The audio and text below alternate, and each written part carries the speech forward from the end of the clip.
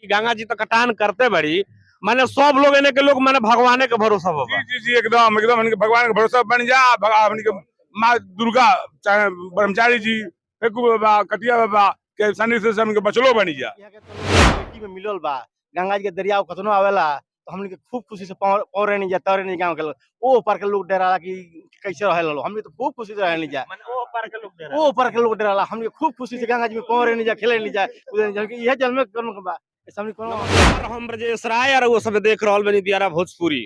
अभी हमनी का अपना दियारा क्षेत्र के नौरंगा में बनी जा गंगा जी के तीर पर। हम बता दी चौकी नौरंगा में दुर्गा जी के मंदिर जौन बा वो जब मूर्ति के प्राण प्रतिष्ठा हो रहल बा तो आज वही के लेके देख सकते हैं पूरा गंगा जी के तलहटी में जेने देखी मुंडे मुंड नजर आ रहा बा ई लंबा चौड़ा रैली जल भरी हो रहा बा। हमारा संगे यही नौरंगा पंचायत के पूर्व प्रधान राजमंगल ठाकुर जी बनी। सबसे पहले हमारा चैनल दियारा भोजपुरी पर और बहुत बहुत स्वागत। दियारा भोजपुरी के स्वागत बा। तो मैंने देखा तनी जे मैंने ये चौकी सो चौकी तक दोनों एक भइल बा माने का माने प्रोग्राम बा एबरा के हमनी के माँ दुर्गा के 47 वर्ष से ओजा पूजा करता आइल बनी जा। आज हमनी के संगमरमर के मूर्ति के प्राण प्रतिष्ठा हो जवा करावे के तैयारी भी है। ओकरे में सत्यचंडी यज्ञ के शुरुआत बा। एबे जल यात्रा निकलल भी हमनी के वही में हमनी के सब लोग लागल बा। तो ई कहिया से माने जो आज तो जल्द भरी हो गइल तो एकर पूर्ण पूर्णाहुति भंडारा कहिया बा? 13 तारीख के बा। अच्छा माने जी। 13 तारीख के ओकरा बीच में कोनो कार्यक्रम भी होई सांस्कृतिक? सांस्कृतिक कार्यक्रम रोज रोज बा। जी जी प्रवचन रोज बा। हाँ अंतिम दिन पूरा भोज भाज होई। जी आज के ई जल यात्रा में कहाँ के माने लोग शामिल होला कहते बड़ा लोग बा माने अगल बगल क्षेत्र के सब माने बहुरनपुर दामोदरपुर जवानिया गंगापुर भुसहुला चक्की नौरंगा भुआल छपरा सैया मरचैया लालू डेरा तमाम करीमन ठाकुर के डेरा तमाम लोग जुटल बेले। माने कहे का मतलब मैंने चेतना लोग बा। हमें एगो चीज देखनी है कि गंगा जी तो कटान करते बड़ी माने सब लोग इन्हें के लोग माने भगवान के भरोसा बाबा। जी जी जी एकदम एकदम हमनी के भगवान के भरोसा बन जा हमनी के माँ दुर्गा चाहे ब्रह्मचारी जी फेकू बाबा कटिया बाबा के सानिध्य से हमनी के बचलो बनी जा। हाँ अब मैंने कि एने तेज से कि हम देखो तनी जो विकराल रूप बा गंगा जी के कटान भी जारी बा। बिहार सरकार के भी ओने विधायक जी के का नाम रहे जे सरकार कहती है जब ये तरीका कोनो कटान नहीं है बिहार सरकार ई यूपी में पड़ जाला। तो का ऐसा नहीं के बुझात कि माने कि सीमावर्ती इलाका के लेके कहीं ना कहीं पिछड़ा हुआ इलाका जो ऐसा नेताजी लोग का ध्यान नहीं है? पिछड़ा इलाका में बा एमे कोनो दू मत नहीं किया। नेताजी लोग के नजर भी बहुत हमनी पर कम बिया लेकिन नजर वो लोग दौड़ावे खातिर हमनी के अथक प्रयास में मानी जा। हमनी के कुछ काम भइलो बा आ फिर होई। आज के आयोजन के बारे में आज का आयोजन माँ दुर्गा के लेकर भइल बाटे।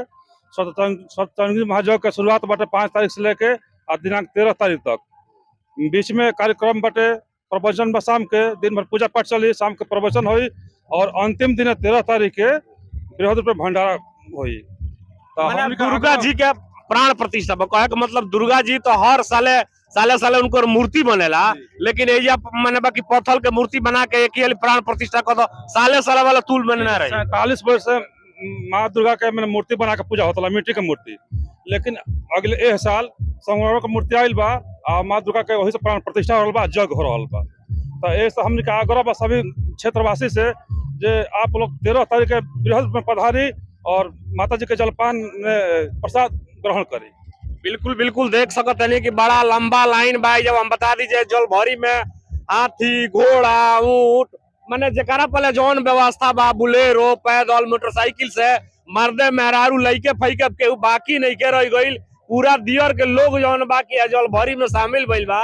हम दिखावे के प्रयास करब कि देख ली कि जब गंगा जी के तीर पर बुझाते जे सकरात मकरात के मेला झूठ भइल बा अतना आदमी ना जुटी है जतना आदमी जल भरी में जुटल बड़े। देख ली कि ए जवा क्षेत्र के जो लोग बा का नाम बा यहाँ के नेताजी के ध्यान में तो नहीं है। नेताजी लोग सरकार प्रशासन द्वारा उपेक्षित बा लेकिन एजा के लोग भगवान में बहुत ज्यादा आस्था रखेला। देख लियो कर परिणाम कि आज मुंडे मुंड आज जौन बा की दुर्गा जी के प्राण प्रतिष्ठा समारोह में सोच सकते नहीं रहुआ सब है जब मैंने अब केहू बाकी नहीं खे रह गई का पक्ष का विपक्ष सब लोग हुजूम में शामिल भइल बा। अभी पूर्व प्रधान हमनी के राजमंगल ठाकुर जी से जाने का प्रयास कहीं जा। अभी नौरंगा पंचायत के वर्तमान मुखिया जी बानी वहां से भी हमनी के जाने के चाह जा जो वहाँ का सोच विचार प्रणाम का कहता जल भरी के बारे में। जलभरी तो ब्रह्म के जो 18 स्वरूप बताए गए हैं उसमें प्रथम देवता वरुण देव हैं। जल के बिना तो कोई जीवन की कल्पना नहीं की जा सकती है। तो जीवन के लिए जैसे जल का जरूरी है, वैसे कोई भी अनुष्ठान करेंगे तो उसमें सर्वप्रथम जल की ही जरूरत पड़ता है। और यह वरुण देव है, इसका पहले पूजन होता है। आओ मैंने जल तो अकेला हूँ गंगा जी से आदमी आके लेके जा सकता नहीं, है, भीड़ भड़का कहीं। आओ। तो जग का नियम है पहले एकीकरण। तो एकीकरण जो नाम है उसमें 12 वर्ण को जो भी हिंदू कहलाने योग्य है सबको एक जगह लेकर पवित्र जगह पर और उसको सब वहाँ का संकल्प कराना है कि जो है आप पवित्रता से आप जो है भगवान के सेवा पूजा कीजिए। और पंचदेव में से माँ दुर्गा है भगवती, जैसे 33 कोटि देवता सनातन धर्म में बताया गया है।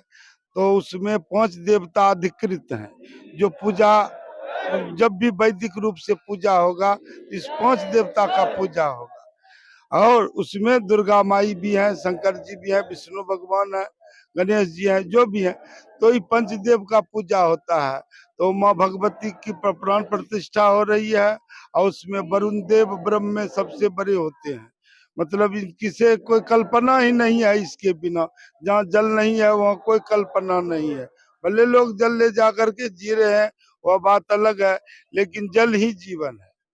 और भगवान से तो क्या नहीं होता है, देखिए अरब में है भगवान के आगमन से वर्षा होने लगा है। इसीलिए कहा गया है कि समझो कि जैसे रामलला आ गए, समझो जैसे मरुभूमि में गंगा पहुंच जाए है, वैसे न हो गया। नहीं तो मरुभूमि में गंगा बह गई अरब में।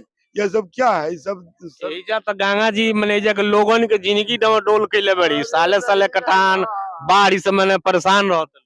तो 3 पुष्ट तपस्या करने पर आई है। कहाँ आ रही थी तुम्हारे यहाँ? देवी देवता स्वर्ग छोड़ के कहीं जाना चाहती है? तुमको स्वर्ग में रख दिया जाए, उतरना चाहोगे? कोई नहीं उतरना चाहता है भैया। 3 पुष्ट तपस्या करके लाया गया। उसमें भी शर्त हुआ कि आपका हम कर देता हूँ कल्याण 60,000 पुत्रों का और तदुपरांत हम आ जाऊंगा। कहा नहीं, एक कल्प। मतलब जब तक यह ब्रह्मा जी के जैसे एक दिन को 1000 चतुर्युगी में कहा गया है, तो एक कल्प उसको कहा गया है। एक कल्प इनको बहना है, फिर अगले दफा कोई तपस्या करे फिर आए। कोई जरूरी नहीं है कि आए या नहीं आए, लेकिन ये जरूरी है कि 3 पुष्ट तपस्या किए भगीरथ जी, दिलीप जी, तब जाकर के वो माँ भगवती आई है। जिसको प्राप्त है क्या कहना है। किसी का एक हड्डी भी गंगा में पड़ा रहेगा, वह कितनो बड़ा अपराधी है, कितनो बड़ा अपराधी है, लेकिन वह स्वर्ग में रहेगा। इसीलिए माँ गंगा बार बार रास्ता बदलते रहती है। जैसे यहाँ हड्डी आ गया, अब हड्डी आ गया तो ये बहुत दिन रहेगा, रहने योग्य नहीं है, तो रास्ता बदल लेती है। वो फिर मिट्टी में आ गया तो उसको स्वर्ग से भगा दिया जाएगा, कि माँ रास्ता बदल लिया तुम्हारा। तो कहने का मतलब ऐसी माँ भगवती है, इसको कौन छोड़े। महाराज जी तो इन्हें कहिए तबाह हो गया, बाप दादा आकर के यहीं बसा रहा। उसको नहीं समझ में आता रहा कि नदी के किनारे हमको दुख होगा, लेकिन इस दुख को अच्छा समझा, स्वर्ग वाला दुख समझा। जैसे स्वर्ग में भी मान ले जा कोई किसी को कामना बस अप्सरा को बोल दिया, नहीं आया तो उसको दुख होगा कि नहीं, वैसे दुख समझ। यह दुख बिल्कुल बिल्कुल बहुत मार्मिक बात कनी संत जी कि हमन के पुरखा पुरानी जौन बा ओहू लोग के बारा बहुत सारा परेशानी आइल हुई, लेकिन फिर भी वह सबे गंगा जी के किनारा ही निवास करे कैसन प्रण लेनी। तो शायद वह सबके मैंने कुछ न कुछ कहल जाला जे चाहे जीवनी होके चाहे मरनी होके, लड़का के उत्पत्ति होके चाहे जब जौन भी प्रवाह करे को होके, माँ गंगा के किनारा ऐसन बा जे बहुत तपस्या कैला के बाद जौन बा माँ गंगा आई रही। आ ये क्षेत्र के रहे वाला लोग मैंने कतना पावन बा, कतना वो लोग के मैंने एती बात धर्म पुण्यात्मा बा लोग जे माँ गंगिया के किनारा मैंने अवतरित होके के मौका मिलल बा। धर्म के संगे संगे शासन सत्ता हमनी के कहल जाओ जे नौरंगा पंचायत के प्रधान सुरेंद्र सिंह जी बने तेरा चैनल भोजपुरी पर, और बहुत बहुत स्वागत भाई। आज के कार्यक्रम के बारे में का खबर हुआ? बहुत खुशी बा कि हमार गांव जन बात मिलजुल के यज्ञ के करता, ऐसे हमके बहुत खुशी बा। माने आए दिन देखे नहीं कि हमें दियारा क्षेत्र में कोनो न कोनो धर्मानुष्ठान होते रहेला, चाहे ब्रह्मचारी जी को होके चाहे कोनो जोग होके, मंदिर के प्राण प्रतिष्ठा के बात होके, मैंने हमेशा मैंने ये देखे नहीं कि मैंने का मैंने बुझाला कि मैंने ये कुल होई कि मैंने कुछ कामो हुई। ई सबसे बहुत बढ़िया काम है कि गंगा के तट पर रहे वाला धर्मशील आदमी होले, धर्म के ज्यादा महत्व देले, ऐसे स्वच्छ रहे हनु शहर के आदमी ना है, गाँव के आदमी हवे, ऐसे गंगा किनारे रह के धर्म के विषय में ढेर सोचेले, ऐसे जग पुण्य करत रहेले।